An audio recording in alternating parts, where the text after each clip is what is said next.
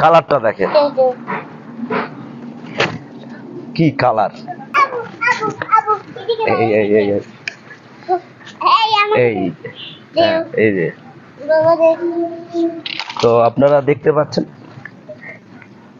বাজারে কিন্তু আটির আম উঠছে 22 তারিখে, উঠছে বলতে সরকারি নিয়ম অনুযায়ী 22শে মে আটির আম পাকার সময় এবং 30শে মে গোপালভোগ, যেটা আমাদের দেশে সবচাইতে আগে আসে গোপালভোগ আমটাই, আর আটির আমটা আগে আসে। কিন্তু এটা দেখেন ব্যতিক্রমী একটি আম। এই আমগুলো কিন্তু এই গাছ থেকে পাড়া হয়েছে, আপনাদের সামনে আমি একটা পারলাম। আমের সাইজটা দেখেন, এই এত বড় আম, এই শেপের আম বাজারে পাকা আম পাওয়া এটা অসম্ভব ব্যাপার। এটা কিন্তু রেয়ার একটি জাত। এই জাতটির নাম হলো এটা যদিও স্থানীয়ভাবে কেনা এই গাছটি, তো এটা রানী পছন্দ যে জাতটি আছে এই জাতের সাথে এটা মিলে যাচ্ছে। এখানে যতগুলো আম দেখতেছেন সবগুলোই কিন্তু পাকা এবং গাছ থেকে পাড়া, কিছুক্ষণ আগেই এগুলো পাড়া হয়েছে। তো আমরা যদি একটা কেটে দেখাই যে আমটা আসলে পাকা না কাঁচা, এবং খেতেও কিন্তু এটা অনেক সুস্বাদু। তো আমি একটা কেটে দেখাই।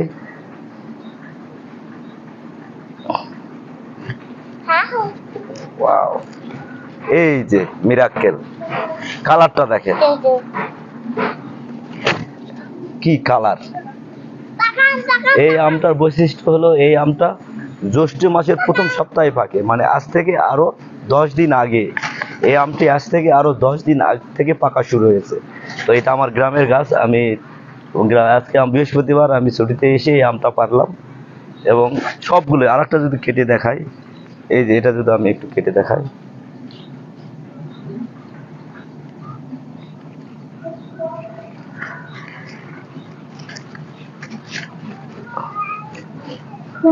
এই যে, তো আসলে এত সুন্দর সাইজ এবং এত সুন্দর কালার এবং এত মাংসল, এরপরও এই আমটি কিন্তু ব্যাপকভাবে সাড়া ফেলতে পারেনি। কারণটা হলো এই আমের একটি খারাপ গুণ আছে, সেটা হলো এই আমটির এই যে এই আঠা আঠা একটা গন্ধ ভাব আছে, খাইলে গলায় একটু ধরে।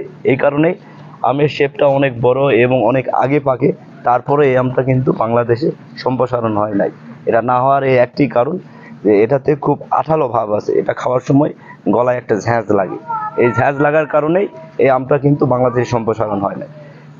এই আমটা আসলে দেখতেও চমৎকার, আমের শেপটা দেখেন, শেপের কারণেই হয়তো এটার নাম হয়েছিল রানী পছন্দ। এই আমের নামটি কিন্তু রানী পছন্দ, নামটাও চমৎকার। ওকে।